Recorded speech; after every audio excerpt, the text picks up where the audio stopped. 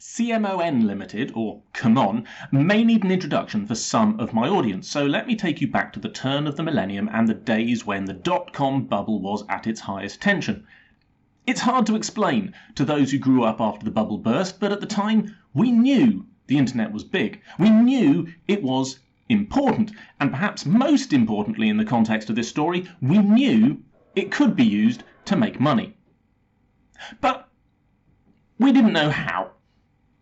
Digital entrepreneurs were throwing investment cash at all kinds of mad ideas with no clue how those were going to be monetized, and where one concept looked popular, so a dozen copycats would spring up, each one thinking they would leverage the concept in a new way or to a new audience. A review of these concepts would be great for a more generalist channel, but we're here to talk about miniatures wargaming, so the one we want to talk about is Hot or Not. Although you're going to need to be patient while I explain why a website on which people could post photos of themselves for other people to be able to rate them on a scale of 1 to 10 became important to the hobby of toy soldiers. These days I suspect we can all imagine the myriad ways in which publicly sharing your photos for strangers to judge was a very, very bad idea, but it would be a while before we understood that. Instead, what we understood was traffic. And the original Hot or Not website was absolutely inundated with content, and with that, visitors. Its traffic was among the highest in the world, and its business model would eventually inform modern giants like YouTube, Facebook, and Reddit. Each vote you gave a photo would immediately take you to a new photo. It was implicitly compulsive.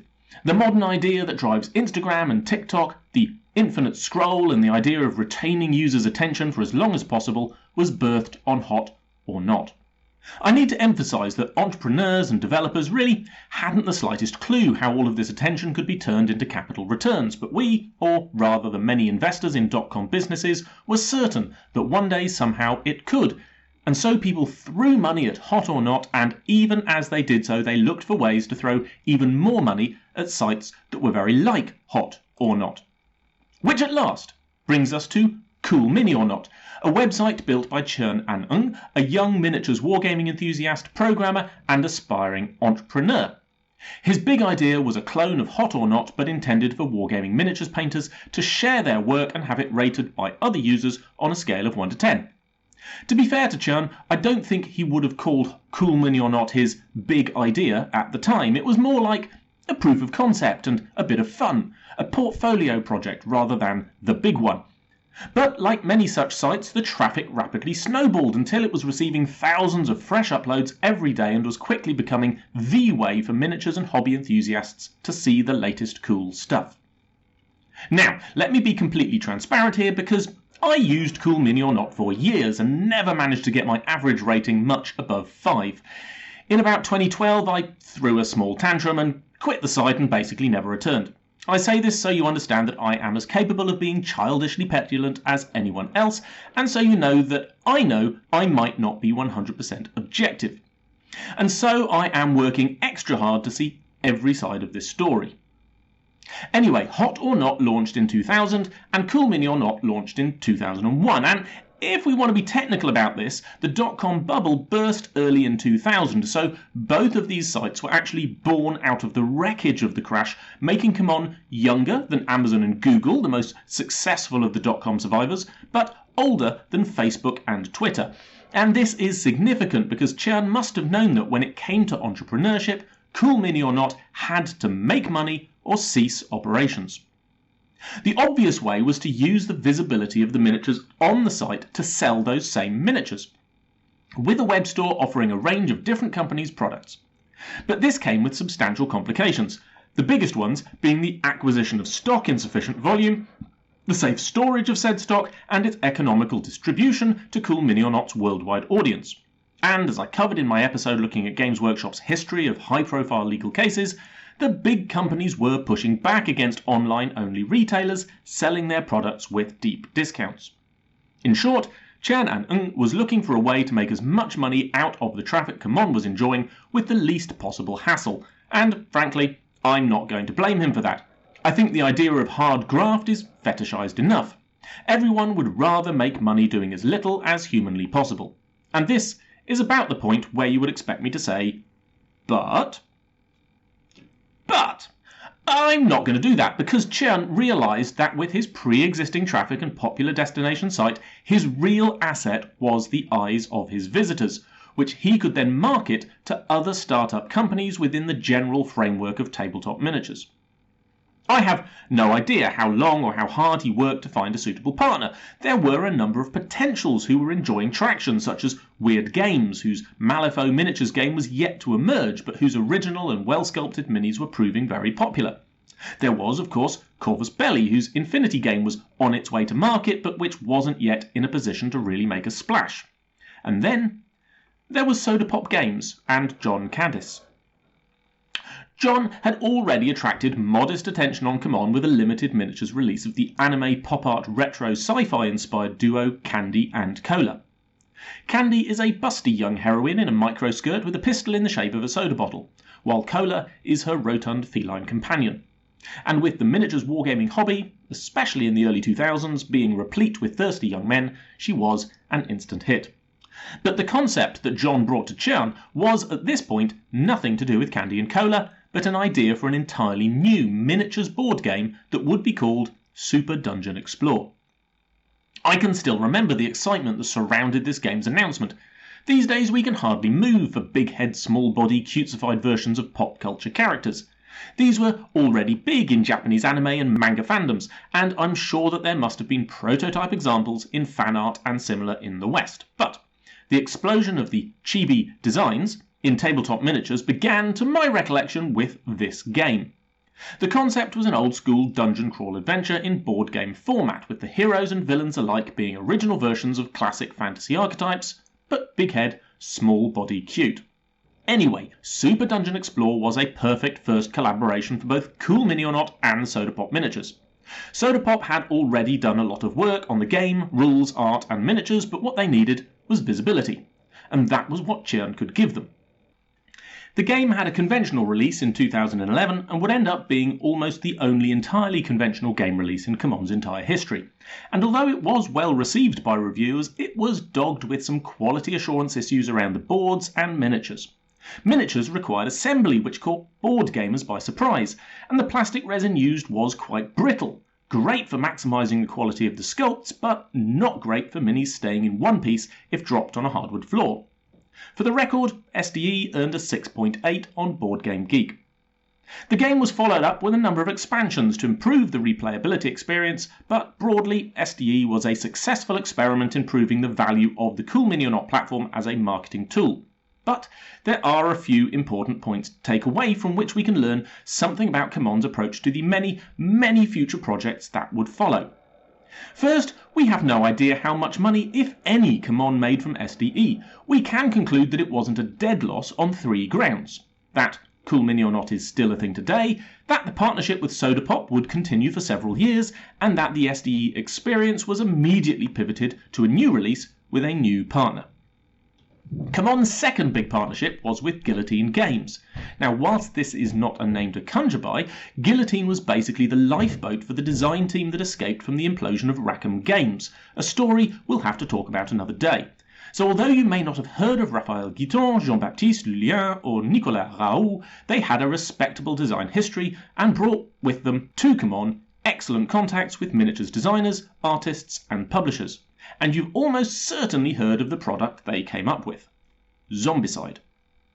This property continues to be one with which CMON is involved today and has been their most consistently popular and successful product, but it also represented the start of CMON's relationship with Kickstarter. It is tempting to conclude that they went to Kickstarter because they got burned by their investment in Super Dungeon Explore, but my more charitable interpretation is that Chern was one of the first to see the enormous potential for Kickstarter, not only as a way of offsetting risk, but also as a way of optimising the market reach of a new game launch. The Zombicide Kickstarter launched before Kingdom Death, before Reaper Bones, before any of the big, obvious signs that Kickstarter was going to be huge for miniatures and board games. It wasn't by any means the first board games or miniatures Kickstarter, nor the first big Kickstarter, but it was among the first big headline grabbers when it came to funding level and, importantly, the quality of presentation and management in the campaign. And it needs to be said that Zombicide has, like its principal antagonists, refused to die over the years, having gone through 2 editions, multiple expansions, and alternate setting versions covering medieval fantasy, science fiction, and the Wild West. But not every new CMON enterprise has been so fortunate. In fact, for a lot of them, the story has been quite the contrary. So, let's start with the very next product that CMON launched, hot on the heels of Zombicide and in collaboration with an industry name already familiar to us from a previous video, Mike McVeigh. Fresh from his departure from Privateer Press, Mike established Studio McVeigh with his wife to launch Sedition Wars: Battle for Alabasta. This was yet another miniatures-focused board game, and with Mike at the helm, who was, to the denizens of Cool Mini or Not, very much a formative figure in their passion for miniatures painting, it was a great fit for CMON and their ability to put eyes and attention on a new project. The Kickstarter launched in December 2012 and garnered just shy of $1 million in crowdfunding.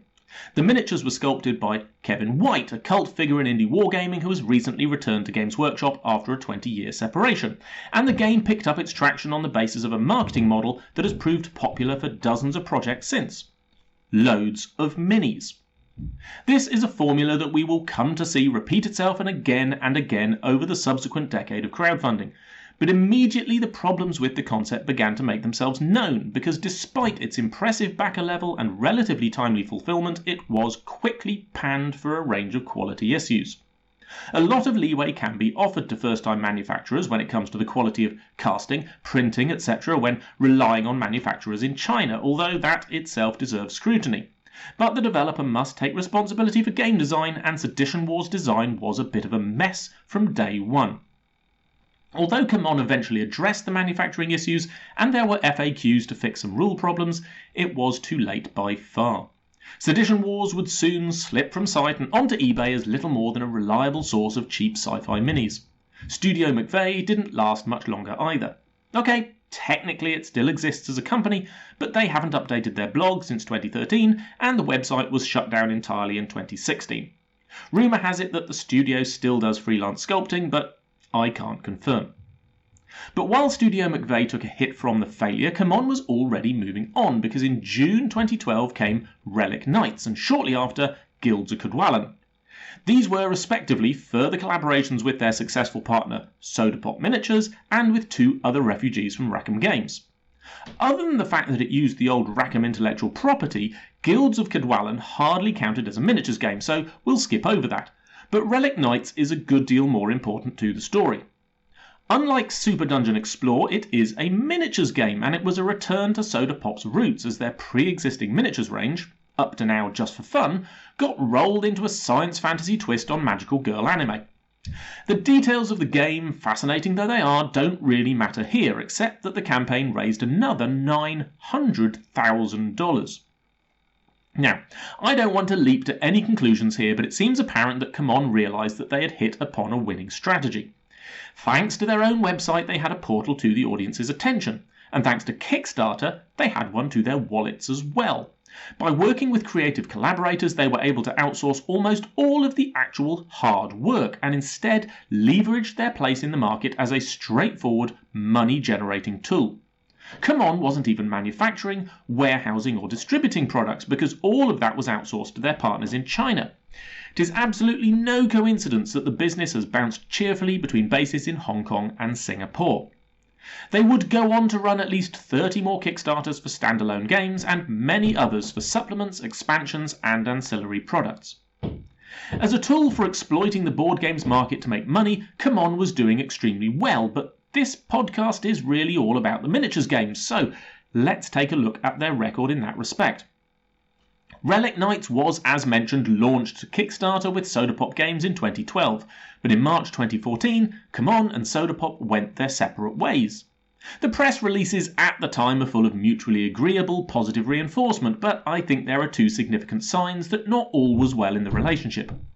The potentially less significant one is that Soda Pop would go on to run a number of independent Kickstarter campaigns for further miniatures board games and for a second edition of Relic Knights, which at least implies that they decided that they could get a bigger slice of the pie without having CMON act as their middleman, and I'm not going to hold that against them. More telling is that in March 2014, yes, the exact month in which CMON and Soda Pop announced the dissolution of their partnership, CMON launched the Arcadia Quest Kickstarter for a big head, small body dungeon crawl adventure miniatures board game inspired by 80s arcade games. I mean, where have we heard that concept before? So, whether Soda Pop didn't like that CMON were developing a clone, or whether CMON decided they could reboot the concept without the inconvenience of having to pay someone else for the intellectual property licensing, whatever, I have no idea. One thing that's for sure is that CMON was unimpressed with the lack of traction that Relic Knights, their first semi-in-house miniatures game, managed to achieve, and it would be 2017 before Soda Pop kickstarted a second edition. This edition is still just about available on their website, but showing substantial amounts of stock not available. Despite that, CMON still had some faith in miniatures. To talk about their next adventure in attempting to break into the miniature wargaming market, though, we need to wind the clock all the way back to 1996, when Carrie Paris launched a card game called Dark Age Feudal Lords, inspired by the art of Gothic fantasy artist Gerald Brom. Dark Age really deserves an analysis all of its own, because to aspiring miniatures wargame designers it really is a salutary lesson in the fact that quality alone is insufficient to deliver long-term market penetration in a niche hobby. The source material, the art of Gerald Brom, was perfectly chosen. Brom was doing grimdark style before there was a word for it. His work exploits the same themes of dehumanization, pseudo-religion and twisted technology that has made Warhammer 40,000 the dominant force in our market. But with a more mature and, yes, more sexually explicit aesthetic, it was already well known to the kind of geek that was into speculative wargames. With Feudal Lords having failed to really gain much traction, Carrie pivoted to the miniatures wargames and released a skirmish game and miniatures line based on Brom's art in 2002. Like Soda Pop, Weird Games and Corvus Belli, Dark Age Miniatures gained a lot of visibility and traction from appearances on Cool Mini or Not in its early days. With Carrie having already invested a lot of his own time and money in development, the match with CMON seemed natural and logical. But for a long time, Carrie operated independently, developing the game and miniatures range through his own company, with new releases every year from 2005 to 2008. But then things went quiet until 2013, when a new edition of the game was announced. Now, a new edition after 11 years is no surprise. What was interesting, though, was that Carrie himself stepped aside from game design and handed the new edition over to a team led by Kevin Clark. Kevin's presence is significant on the project because he had worked for Privateer Press from its earliest days right up to the point of Mark III, when most players felt the game took a turn for the worse. And he was already invested with CMON, having also been the editor for Guilds of Cadwallon, Sedition Wars and Zombicide Season 2, all of which were either developed by or had launches managed by CMON in the same year that Dark Age 2nd Edition dropped. As far as I can tell, CMON wasn't involved in Dark Age 2nd Edition. It was published by Dark Age Games and had no Kickstarter release. But with Kevin involved, it seems certain that CMON was aware of and interested in Dark Age as a property. Dark Age Games pressed on alone with new releases in 2014 and 2015, but in 2016, a two-player box set miniatures wargame was released by CMON called Dark Age Path to Glory. I won't dwell too much on its content, suffice to say it was not a hit. But the following year, CMON partnered again with Dark Age Games to publish the last significant release for Dark Age, The Master Rules. This was a compilation rulebook incorporating all of the rules for the game and all of its factions into a single publication. It was, for all intents and purposes, the last gasp of a dying hero. Since 2017 there have been no new releases. Dark Age Games has to all intents and purposes vanished as a trading entity, and although the miniatures products are still technically listed on CMON's website, there is no actual way to buy them. As far as I can tell, Dark Age was the last time CMON attempted to launch anything without a supporting crowdfunding campaign. How much they paid Dark Age Games to obtain control of the product line, if anything, I have no idea, but it was a sharp rap across CMON's knuckles as to just how punishing the miniatures wargaming market was compared with the board gaming one. Nevertheless, it wasn't CMON's last attempt to establish a foothold in traditional miniatures wargaming. There was one last, magnificently doomed push: Wrath of Kings. One thing I've come to admire about CMON and Chern and Ng's approach to his business through the course of this investigation has been its determination to never stand still. It has seemed that from the point that Chern decided to monetize the success of Cool Mini or Not, he has always had a next project ready to go, launching before the results of the last project have even been fully appreciated. Losses and failures can always be offset as long as there is another source of fresh revenue coming down the pipe. But that's not to say that Chern wasn't learning and refining the approach at every new step. When Wrath of Kings, a fantasy skirmish game very much in the mould of War Machine, went to Kickstarter in 2013, it raised a little more than $700,000 and made big promises. The miniatures design team was the same one behind Rackham Games' much-missed Confrontation miniatures game, with intentionally similar styling to draw the attention and interest of some of the world's best miniatures painters. The lead rules developer was Kevin Clark, formerly of Privateer Press. The game was due to launch with over 200 individual miniatures designs and 5 factions. Manufacturing would be in a high-quality resin plastic to keep costs down and quality up. But, as with so many Kickstarters, things started falling apart quickly. Some pledges were never delivered, but many more who did receive their rewards reported missing parts and pieces and unresponsive customer service. Although the preliminary design concept was worked on by Kevin Clark, Kevin handed over to Michael Schinnell, who received eventual design credit. Now, Michael would go on to establish some very strong designs, but at this point he lacked Kevin's experience, and I think that was apparent in the final quality of the game that CMON delivered. Wrath of Kings was originally developed as a skirmish game, but evolved to something more like a battle game in terms of the number of miniatures for which it was optimized, falling into a similar trap to one of those that scuppered War Machine Mark III. And although its rules were undeniably streamlined and quick to pick up, they also left a huge amount of room for outcomes to be influenced by simple luck. So players looking for a balanced, tournament-ready test of tactical skill were disappointed by the experience. And although the miniatures were beautiful and the setting richly illustrated and well written, the game itself was poorly embedded in the themes of the world it was supposed to support. But the biggest factor that crushed the ability of Wrath of Kings to get a toe in the market was beyond CMON's control. In 2015, the year after the Kickstarter concluded and just as backers started to receive their rewards, Games Workshop dropped Warhammer Age of Sigmar. Age of Sigmar was, in almost every respect, an inferior game design and miniatures range to Wrath of Kings, but, as ever, GW leveraged their ubiquity to crush potential competitors in their path. There was new leadership in GW with a new strategy that was better tailored to the social media age, and although GW had arrived late to the party, when the gorilla walks in, everyone turns to look. It needs to be emphasised that CMON was doing a bunch of other stuff while all of this was going on. Bloodborne, Rising Sun, Zombicide Invaders, Starcadia Quest. Board games with high-quality miniatures were still a potent source of income for CMON, all supported by Kickstarter campaigns but with solid retail sales in follow-up. The games weren't universally highly rated by reviewers, but they were still credible, solid designs, and it should be said that the aforementioned Michael Schinnell was involved in many of these. But the game we really need to fast forward to is A Song of Ice and Fire, the miniatures game. CMON made the very canny move of licensing the intellectual property not for the smash hit Game of Thrones TV show, which would have been cripplingly expensive and imposed tight controls over who could be portrayed and how, but for the books. This move meant that they reached the same enthusiastic audience of miniatures gamers who were into the TV show without carrying the burden of a straitjacket licensing agreement. The game was of course launched on Kickstarter, raising a massive $1.6 million, but went on to have a massively successful retail launch.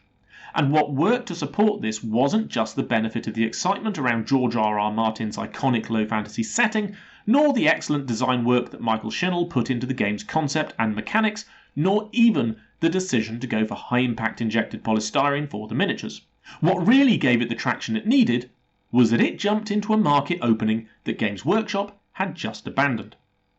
Where Wrath of Kings tried to be a mass-market skirmish battle game just as GW released their own mass-market skirmish battle game, dooming it to failure, A Song of Ice and Fire is a ranked formation battle game, released when Games Workshop had just decided to abandon Warhammer Fantasy Battles, its own ranked formation battle game. It was this that led to the deciding factor in the success of A Song of Ice and Fire, its retail market. And it was the retail market of A Song of Ice and Fire that drew the attention of Asmodee Games. Asmodee really needs its own episode in due course, but what's important to know is that CMON is a very small company. It has no organic warehousing and distribution system and relies entirely on its partners to get its products made, stocked and shipped. When it was dealing in relatively low volumes to fulfill Kickstarters and support a modest retail network, this was basically fine. But when demand for Ice and Fire products began to outstrip not only their ability to manufacture, but also their ability to reliably deliver worldwide, they will have realised that the wave they had jumped on had the potential to crash hard on the rocks of logistics. Enter Asmodee. Asmodee is the world's largest manufacturer and distributor of specialty hobby games. They are small fry compared to Hasbro or Mattel or MB Games, of course, but in their last sale to Embracer Group, it still changed hands for almost €3 billion. Asmodee is less a games company than it is a machine designed to consume games companies, and it has over the years absorbed names like Days of Wonder, Fantasy Flight Games and Mayfair Games, among many others. Asmodee has now secured the rights to distribute most of CMON's game catalogue worldwide, including Ice and Fire. Curiously, it hasn't taken up the chance to distribute a more recent release, Marvel Unlimited, a Marvel superheroes themed, big head, small body board game. But given that Asmodee's own in-house miniatures game developer is responsible for Marvel Crisis Protocol, we shouldn't be terribly surprised. So, is Asmodee poised to swoop in and absorb CMON in its entirety? Will they make Chernan Ung a very rich man? My best guess is they will not. Asmodee has consumed everything they need to from CMON. The rights to distribute its most valuable properties suits both parties, giving Asmodee a good source of income and control of the international market for CMON's main properties. Meanwhile, CMON gains the benefit of Asmodee's reliable warehousing and distribution networks, allowing them to keep products on shelves worldwide.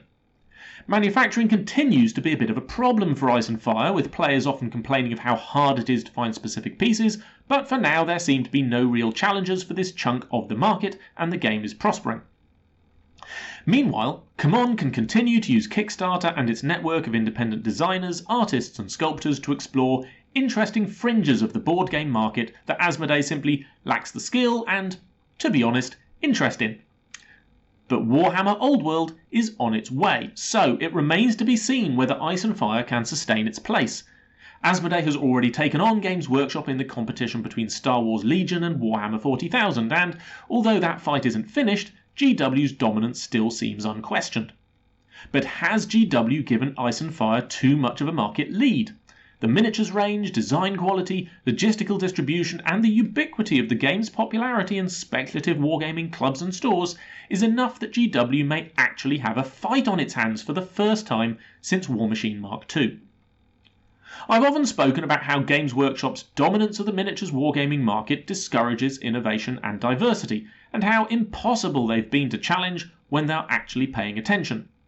But I hope this episode has illustrated how sheer stubborn persistence has put CMON into a position that, with Asmodee's help, it might actually put up a fight worth watching. I want to be clear that CMON hasn't been without issue in its history. For a while they were registered in the Cayman Islands for tax purposes, and that is the red flag's red flag. And not long ago, trading in CMON was suspended on the Hong Kong Stock Exchange after the company failed to submit reports. CMON is, however, one of the very few companies of its kind that actually is publicly traded, making it far more transparent and open to scrutiny than many of its competitors like Steamforged Games and Mythic Games. I wouldn't recommend it as a stock, I have to say, but I am not a financial advisor. And Cheon himself is surprisingly accessible. He participates in a lot of social media groups focused on game design and marketing, and has responded to direct queries about business and strategy, but don't ask him about your unfulfilled Kickstarter pledge. I look forward to coming back to this topic when Warhammer the Old World finally drops, to see how the market responds and whether there is the usual pivot towards GW or whether Ice and Fire holds on to its market. It deserves to, by the way. It is a really excellent game, and if you like ranked file battle games, even if you prefer historical games over speculative ones, it is definitely worth checking out. So that's me. Thanks for watching or listening or whatever. Please like and subscribe, and if you'd like more Precinct Omega content, please consider supporting the Patreon or buying one of my own game designs from Wargame Vault. See ya! Precinct Omega is supported through sales of miniatures and games you can find at precinctomega.co.uk, such as our bestseller Horizon Wars Zero Dark, sci-fi skirmish wargaming you can play solo, co-op, or against an opponent with whatever miniatures you love best. But I also rely on the feedback, suggestions and generosity of the patrons you can see scrolling here. If you'd like to join their ranks, get access to behind the scenes content and previews of new releases, and be invited to the Precinct Omega Discord, then please follow the link to support the Patreon campaign.